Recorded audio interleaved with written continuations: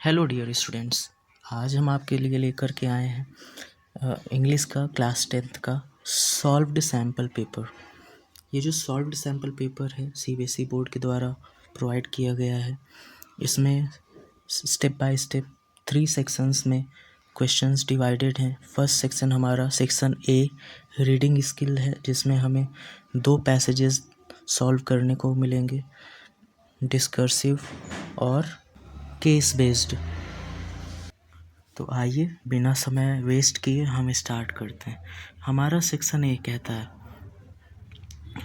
Education for sustainable development ESD। Education के ऊपर based है हमारा ये सैम्पल पेपर। पैसेजेस को सॉल्व करने के भी 2 तरीके होते हैं। पहला तो ये कि हम पूरा का पूरा पैसेज रीड करें, अंडरस्टैंड करें, उसके बाद क्वेश्चन को पढ़ें और उसका आंसर दें।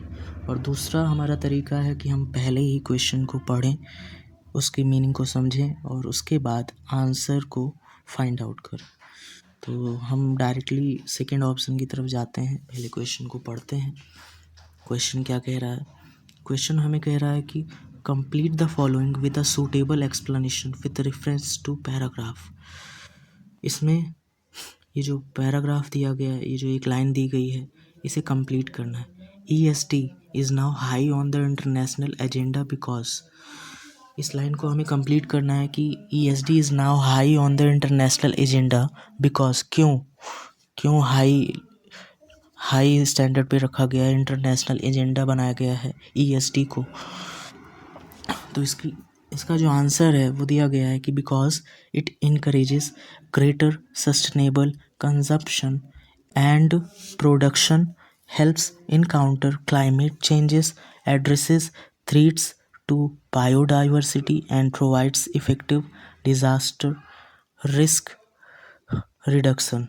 तो इसी तरह हमें दूसरा क्वेश्चन दिया गया है based on the given passage how does UN view ESD as a lifelong process?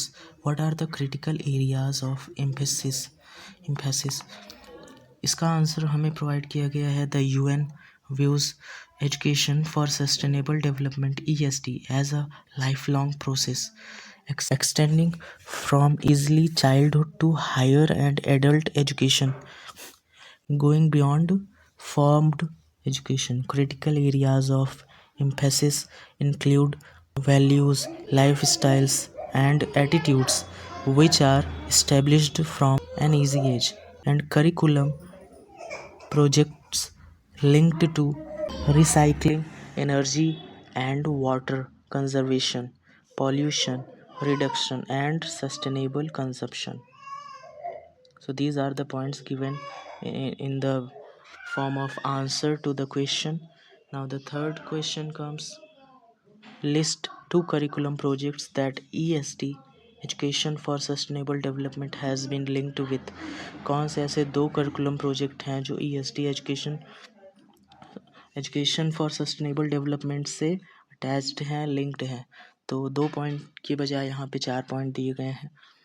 Recycling, energy and water conservation, pollution reduction और energy and water conservation. 4 point है, आपको 2 पॉइंट कहा गया है, आप 2 या 2 से ज़्यादा लिख सकते हैं। नेक्स्ट फोर्थ क्वेश्चन हमारे सामने है कंप्लीट द फॉलोइंग सूटेबली। फिर से सेम एक लाइन दी गई है, कंप्लीट करना है। Fourth question same thing has been done, a sentence has been given but it is incomplete. From para 2 we have to find out the statement and complete the meaning of the statement which question requires. So many of our fundamental attitudes and values are put into plan in the early years as children have the greatest capacity to learn during this time. This is the statement which is completed in the meaning of it. Now the fifth question is saying that substitute the underlined word with the correct word from paragraph 2. यहाँ पे substitute करना means underline किया गया है एक word को, 4 option दिए गए हैं, चारों में से कोई एक करेक्ट ऑप्शन होगा। ट्रांसफॉर्मेशनल के लिए ऑप्शन नंबर बी करेक्ट होगा, power to reform. Power to reform. Next question number 6 है हमारा. 6 कहता है what do UNICEF reports reveal about the vulnerability of children under the age of 8 during emergencies global emergencies के दौरान children की जो vulnerability है कैसे रिवील की जाती है. There are 4 options for the 6th question and the third option will be correct. UNICEF reports show that children under the age of 8 represent the highest percentage of affected population in global emergencies. Now the question number 7. Question number 7 is what remains a problem in both rich and poor countries? What has been recognized as crucial? So understand the question and then you have to answer it. Equitable access to high quality preschool programs remain a problem in both rich and poor countries. Linking health and education agendas has been recognized as crucial. Now the question number 8. Complete the sentence with the correct response. The writer's tone in the passage is means in which tone the writer is trying to speak. The writer's tone in the passage is informative and analytical. So without having analysis you cannot identify this particular thing. So answer reading the passage carefully. Now we have second passage. In the second passage, we have been given the topic electric vehicles and its market growing rapidly all over the world. So, based on the story electric vehicles growing rapid market in all over the world, we have been given the topic. So, based on this passage, we have been given some questions. The first question is what does the phrase gained significant momentum in para 1 tell us about the impact of EV market? So here the option number B, it has developed very quickly, will be the correct answer. The second option is saying that second question is there, select the option that is true for the assertion and reason given below. Assertion and reason, these are the two statements which we have to read out. First assertion is given which is a statement, simple statement, and then the reason is given which means it is defining assertion. Either it could be defining or it could be neglecting or telling something else. So we have to read both the statements carefully because in the options it will be asking that they both are correct and uh, option B is giving the correct explanation of option A. So this type of things will be there. So here the option number A is correct.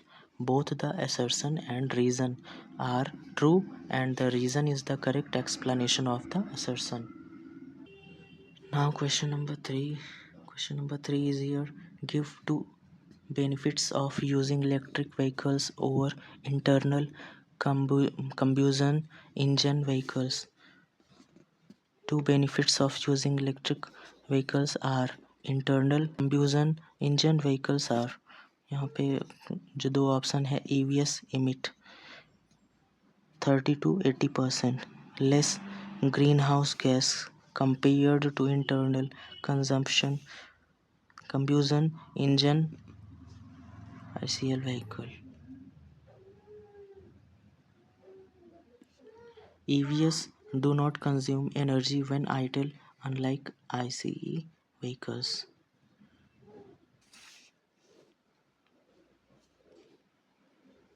Now the fourth question.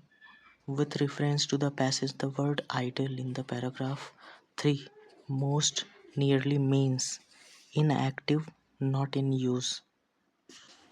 Now fifth question.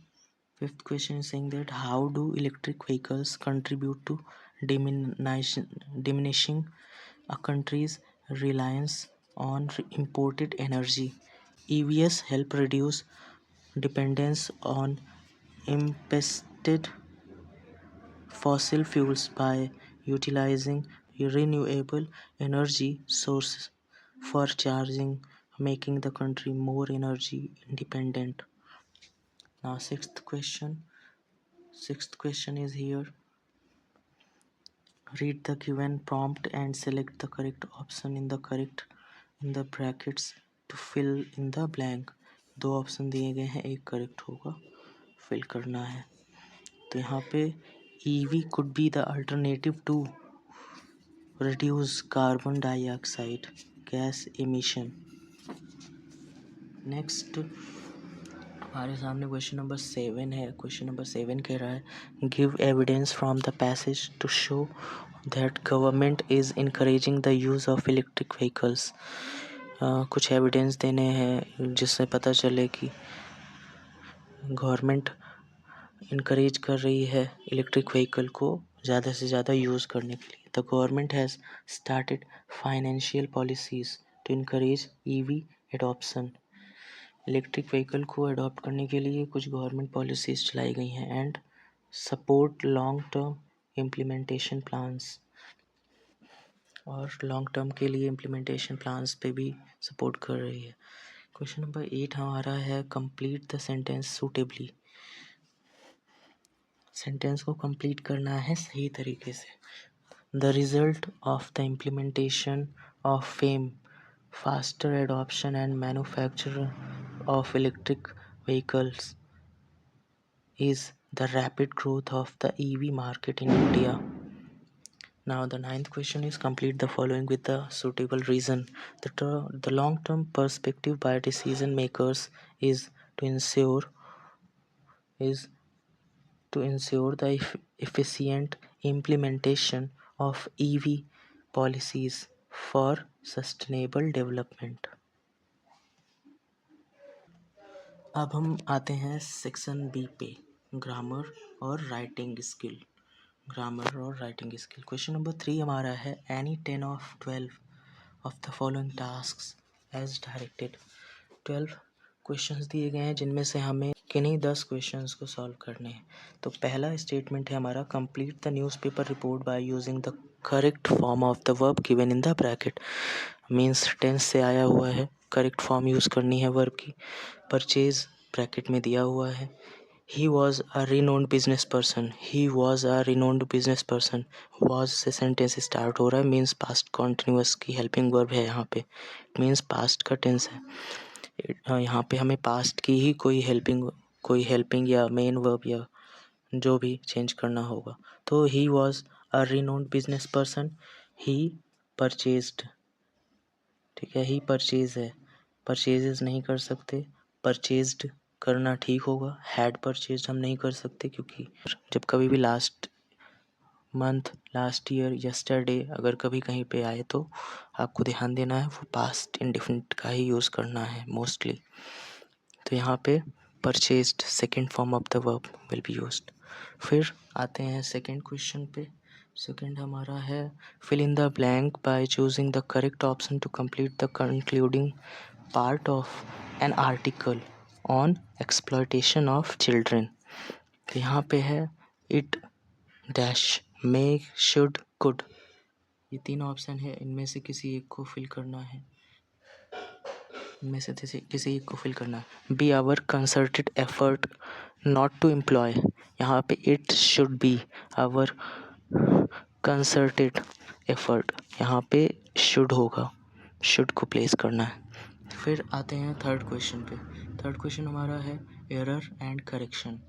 हमें बहुत ध्यान से इसको देखना है. एक sentence हमें दिया गया है जिसमें एक मिस्टेक की गई है. मिस्टेक को पता करके उसके प्लेस पे हमें सही वर्ड को रखना है. ज़्यादातर यहाँ पे या तो वर्ब, हेल्पिंग वर्ब या फिर एडजेक्टिव का यूज़ किया जाता है जिनमें हमें एरर को फाइंड करना होता है.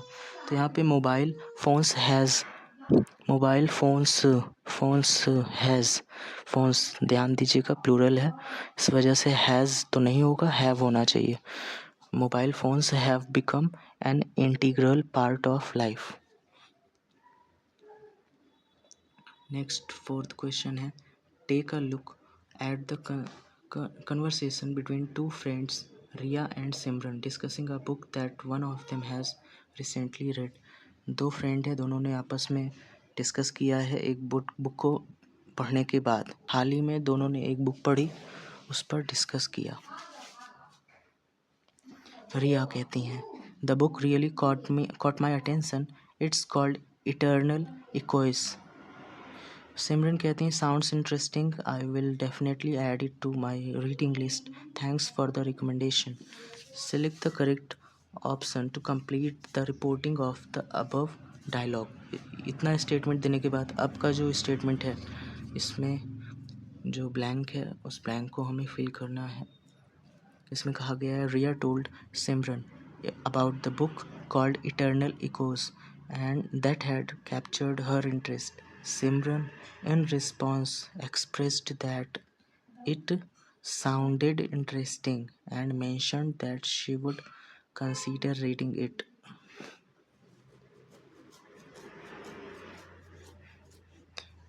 पास्ट का टेंस था, दैट्स वाई साउंड नहीं लिखा हमने, विल भी नहीं लिखा, वॉज फाउंड नहीं लिखा, साउंडेड लिखा, पास्ट का टेंस था। फिर साउंडेड के बाद जो इंटरेस्टिंग लिखा हुआ है, इंटरेस्टिंग एक्चुअली नाउन है यहाँ पे।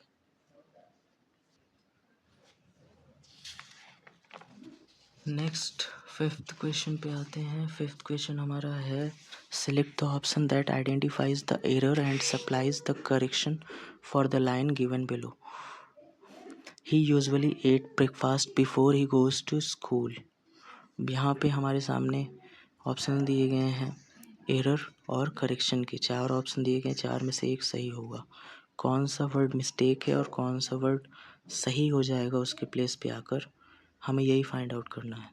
तो हमें ही यूजुअली एट, यूजुअली नहीं हो सकता, ठीक है, ate breakfast before he goes to school. ध्यान दीजिएगा, एट ब्रेकफास्ट सेकेंड फॉर्म, हमने सेकेंड फॉर्म यूज़ की है एट, ईट का सेकेंड फॉर्म एट यानी कि पास्ट टेंस है। बिफोर ही गोज़, तो यहाँ पे भी हमें पास्ट, गोज़ नहीं होगा, यहाँ पे हमें पास्ट टेंस की वर्ब यूज़ करनी थी, यानी कि गो का सेकेंड फॉर्म वेंट यूज़ करना था। तो यहाँ पे हमें फोर्थ ऑप्शन मिल रहा है गोज़ वेंट। नेक्स्ट है sixth question, report the dialogue between a teacher and a student by completing the sentence. ये जो डायलॉग है बिटवीन टीचर एंड स्टूडेंट, इसे कंप्लीट करना है। The teacher is saying good morning, today we are going to learn about the importance of trees, they play a vital role in our ecosystem. Can you think of any other reasons? Student. Now student is replying the answer of the question asked by teacher. I pledge to plant some trees this weekend. Actually, he is accepting the pledge and he is saying that I will definitely plant the trees because I know the importance of trees. So the statement is here which we have to complete. The student understood the importance of trees and added that he pledged to plant trees that weekend. Now the statement is complete.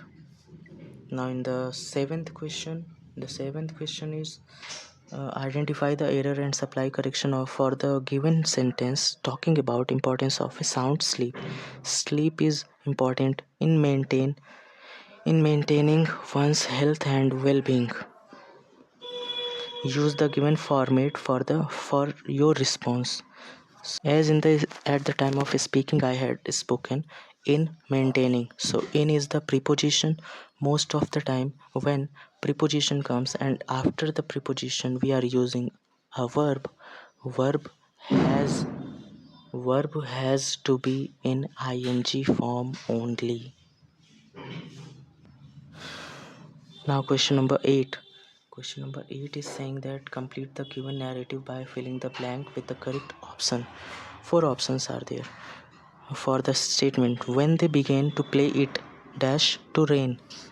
When they began to play it started to rain. Past tense begin का second form होता है begin, तो second form begin लगा हुआ है यहाँ पे, इस वजह से हमें सेकेंड फॉर्म ही रखनी है, स्टार्ट रखनी है। नेक्स्ट अब नेक्स्ट है क्वेश्चन नंबर 8। क्वेश्चन नंबर 8 है हमारा 9, सॉरी क्वेश्चन नंबर 9 है fill in the blanks choosing the most appropriate option. The teacher distributed a piece of paper to dash student, each student, every and each. I hope you know very well the difference between each and every. Every means the whole in sum, and each means e- every individual, means the teacher must have reached to the every individual person. But when we talk about every, maybe one or two may be escaped, but when we talk about each, none are supposed to be escaped. Now question number 10. Question number 10 is here. Fill in the blank by choosing the correct option to complete the line given below. Oral hygiene dash be inculcated in children early in life. Should or would? हमें यहाँ पे should place करना होगा। Oral hygiene should be inculcated, यहाँ पे सुझाव दिया जा रहा है। जब हम सजेशन दे रहे होते हैं तो चाहिए, सुझाव बोलते हैं ना, चाहिए वर्ड होता है। वुड होता, होता वर्ड मीन्स पास्ट में इनकम्प्लीट एक्शन के लिए हम यूज़ करते हैं वुड, और फ्यूचर में किसी एक्शन को करना चाहिए, सुझाव देने के लिए हम यूज़ करते हैं should. Next question number 11। Question number 11 है complete the given sentence by selecting the correct option. तो यहाँ पे स्टेटमेंट है the information given here dash to all the products in this section. यहाँ पे होगा applies. The information given here applies to all the products. Question number 11 the information given here dash to all the products in this section applies to all the products in this section। यहाँ पे actually the information is given here, ठीक है, ये statement था, but unfortunately is को mention नहीं किया गया है, बट हमें समझना है the information is given here applies to all the products in this section. Now question number 12 यहाँ पे आएगा। क्वेश्चन नंबर 12 कहता है identify the error and supply correction for the following sentence, be the changes you want to see in the world. इस statement में हमें error और करेक्शन दोनों को देखना है। ये एक इम्परेटिव सेंटेंस है। इम्परेटिव सेंटेंस होने की वजह से यहाँ पे हम चेंजेस वर्ड यूज़ नहीं करेंगे, हम फिफ्थ फॉर्म वर्ब की यूज़ नहीं करते हैं, हम फर्स्ट फॉर्म ही यूज़ करते हैं। Be the change you want to see in the world, तो ये स्टेटमेंट हमारा करेक्ट होगा। आइए अब राइटिंग पोर्शन पे आते हैं। राइटिंग पोर्शन में हमारे सामने क्वेश्चन है you are Sonia oblique Sonu resident at 67/98 Malkaganj Sonipat, यह एड्रेस दिया गया है। Compose a letter in about 120 words, head to the head librarian of your child's school, drawing attention to the poor library facilities, give suggestions on how things can be improved to inculcate reading habits among children. यहाँ पे हमें पहले तो facilities के बारे में बताना है कि लाइब्रेरी की जो फैसिलिटीज़ है हमारे बेटे के स्कूल में काफ़ी ख़राब है। फिर हमें सजेशन भी देना है कि कैसे हम उसको बेहतर कर सकते हैं, ताकि जो छोटे बच्चे हैं जिनको ये हैबिट रीडिंग की कम है, अच्छी नहीं है, वो कैसे अपनी हैबिट को अच्छा कर सकें, कैसे अपने मन को रीडिंग में लगा सकें और बेहतर कर सकें। तो ये सुझाव भी देने हैं। फिर ये स्टेटमेंट है, सबसे पहले सेल्फ एड्रेस, फिर डेट, फिर रिसीवर का एड्रेस, फिर सब्जेक्ट, फिर dear sir ma'am, dear word use मत करिएगा, डायरेक्टली सर और मैम। फिर स्टेटमेंट हमारा रहेगा, हम सिंपली सबसे पहले self introduction, I am writing to bring to your tension, हम बताएंगे कि हमारा बेटा पढ़ता है, उसका नाम, क्लास इफ़ रिक्वायर्ड। फिर जो प्रॉब्लम है हमारी लाइब्रेरी से रिलेटेड इश्यूज़ हैं उसे एक्सप्लेन करेंगे। फिर हम अपना सुझाव देंगे कि कैसे उसको बेहतर किया जा सकता है, जो कमियां हैं, खामियां हैं, उन्हें दूर दूर किया जा सकता है। लास्ट में हम रिक्वेस्ट करेंगे कि I hope they have understood and they will take step in the benefit of the students. ये लास्ट का स्टेटमेंट होगा। फिर थैंक यू, फिर योर सिंसियरली, उसके बाद अपना नाम। इसी तरह फिर सेकंड क्वेश्चन है हमारा, as Sharmila Sahani a conscientious resident of, फिर इनका एड्रेस दिया गया है। इसमें कहा गया है कि आपको न्यूज़पेपर के लिए एक आर्टिकल लिखना है जिसमें बताना है कि कुछ ट्रैजिक इंसिडेंट्स हो रहे हैं जहाँ पे ज़िंदगियाँ लोगों की गंवाई जा रही हैं, लोग ज़िंदगियाँ अपनी गंवा दे रहे हैं ड्राइविंग सही से नहीं करने की वजह से, या फिर ट्रैफिक के कुछ रूल्स हैं जिन्हें वो फॉलो नहीं करते, इग्नोर कर देते हैं।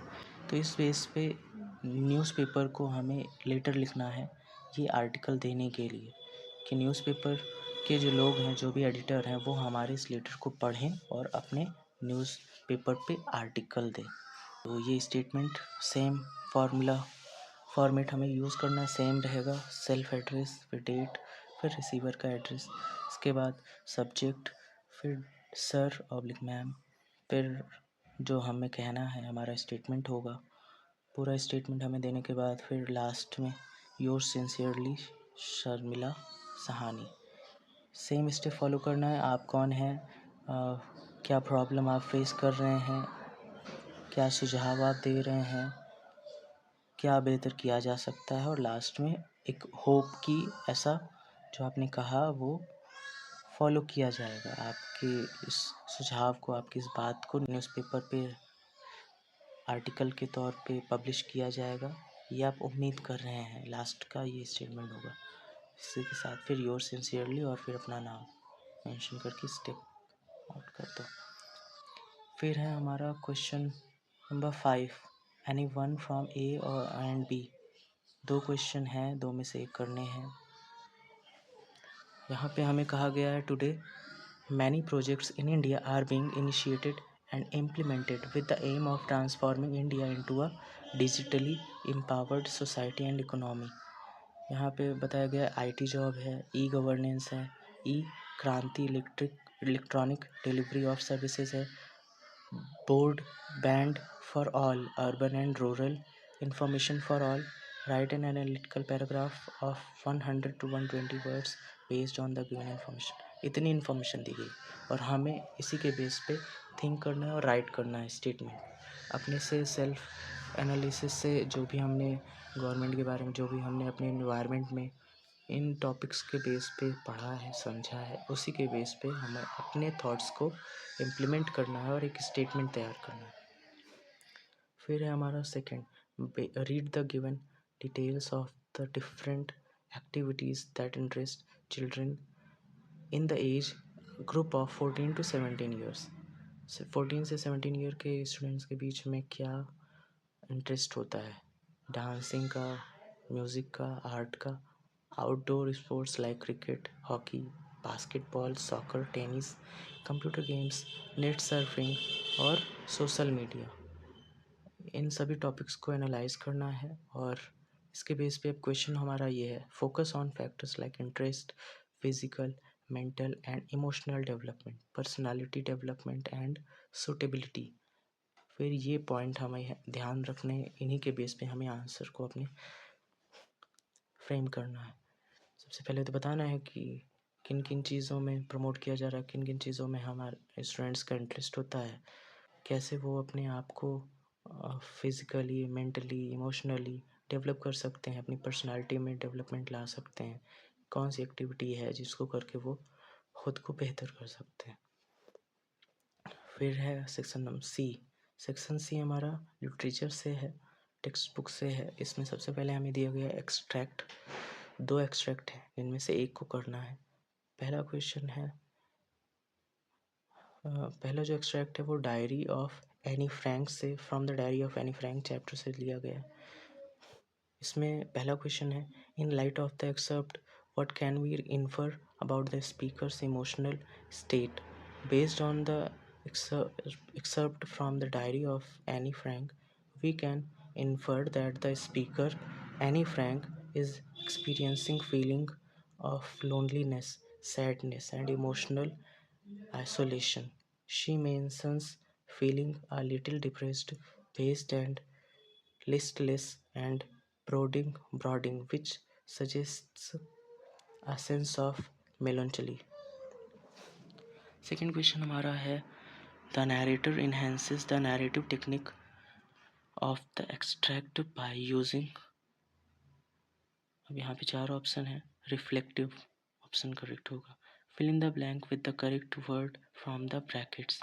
The narrator doesn't plan to let anyone read her diary as she doesn't have any real option होगा फ्रेंड। नेक्स्ट क्वेश्चन नंबर 4 है हमारा why does the narrator say that paper has more patience than people. इस statement को ध्यान से read करना है। जो हमारा एक्सट्रैक्ट है, एक्सट्रैक्ट को रीड करना है, अंडरस्टैंड करना है और उसी के बेस पे अपने थॉट को इम्प्लीमेंट करते हुए आंसर फ्रेम करना है कि ऐसा राइटर ने क्यों कहा। नेक्स्ट पे आते हैं क्वेश्चन नंबर बी। 2 में से किसी एक को करना था। दूसरा जो एक्सट्रैक्ट है वो हमारा द नेकलेस चैप्टर से लिया गया है। इस एक्सट्रैक्ट का जो क्वेश्चन है पहला है what can be infer about Matilda's emotion and financial situation based on her husband's reaction and her response to not having a dress for the affair. यहाँ पे स्टेटमेंट दिया गया है, उसका आंसर दिया गया है Matilda feels distressed about its having a suitable dress, highlighting her dissatisfaction with her financial situation। इसी बेस पे आंसर्स को लिखते चला जाना है। सेकंड क्वेश्चन हमारा है which of the following is not a reason for Matilda's distress in the extract. 4 option है, 1 करेक्ट होगा। Fourth option the card did not bear her name. Next question number C what did Matilda suggest that her husband do with the card. Answer है Matilda suggested that her husband should return the invitation to his superior as she felt she had nothing appropriate to wear for the grand event and would be embarrassed to attend। Now fourth question है in the given extract what does the term economic clerk imply। economic clerk means क्या होगा यहाँ पे explain करना है। The term economic clerk implies that Matilda's husband was a low paid government employee working in a modest class clerical position। This highlights their financial limitations। Next है हमारा question number 7 the tale of custard the dragon. इस poem से लिया गया पहला extract है हमारा Belinda giggled. What inference can be drawn from the repetition of suddenly in the above extract. 4 options में पहले क्वेश्चन का जो आंसर होगा option number C is correct. It emphasises that an unexpected noise was heard. Next question हमारा है second question हमें कह रहा है कि despite its symbolism of captivity what leads Custard to have a preference for staying in a cage. इसका answer है Custard prefers staying in a cage despite its symbolism of captivity because he is timid and cowardly by nature, unlike the other pets who pretends to be brave. Custard finds comfort and safety in the cage as it protects him from potential dangers। Now third question says select the option that implies the same rhyme scheme as the line of the first 4 line of the given extract। Means ये जो extract दिया गया है question में इसकी starting की 4 line का rhyming scheme हमें देखना है। राइमिंग स्कीम पता करने का बहुत ही आसान तरीका last letter house, second line का last letter mouse, third line का last letter age, fourth line का लास्ट लेटर केज। हमें देखना है कि सब मैच कर रहे हैं क्या है। पहला लेटर हाउस हम इसे नाम देंगे ए। सेकेंड लेटर जो वर्ड का लेटर है माउस इसे भी हमें ए देना होगा क्योंकि सेम है।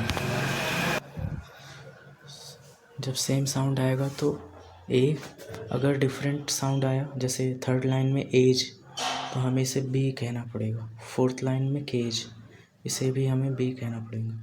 तो एक तरह से राइमिंग स्कीम है A B B.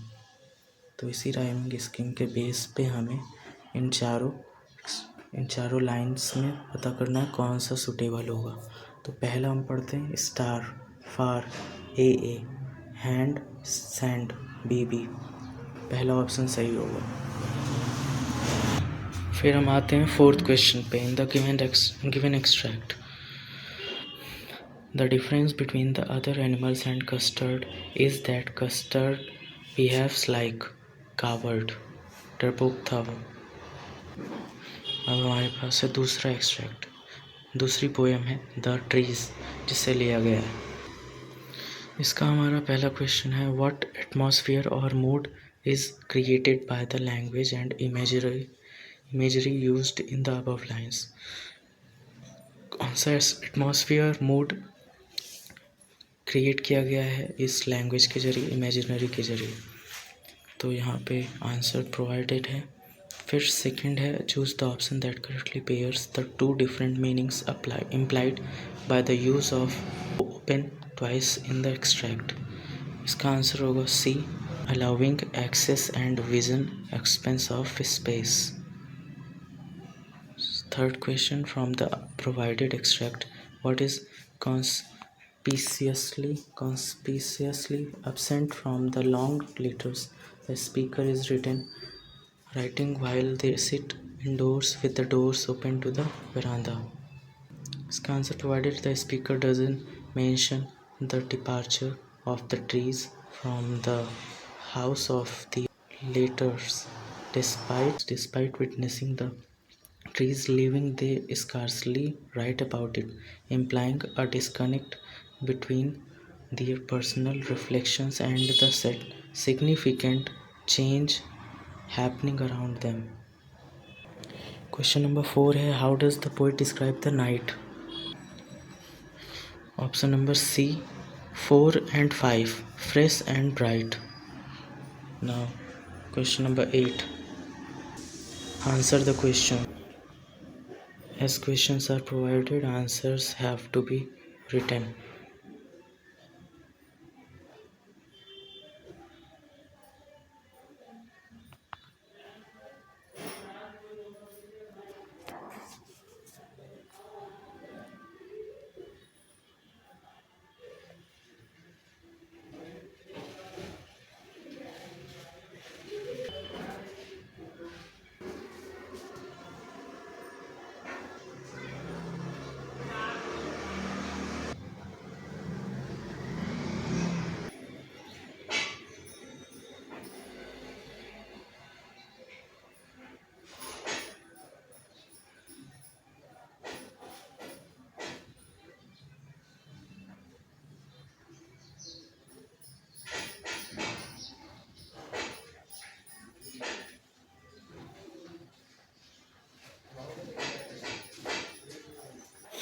Now we have long answer type questions.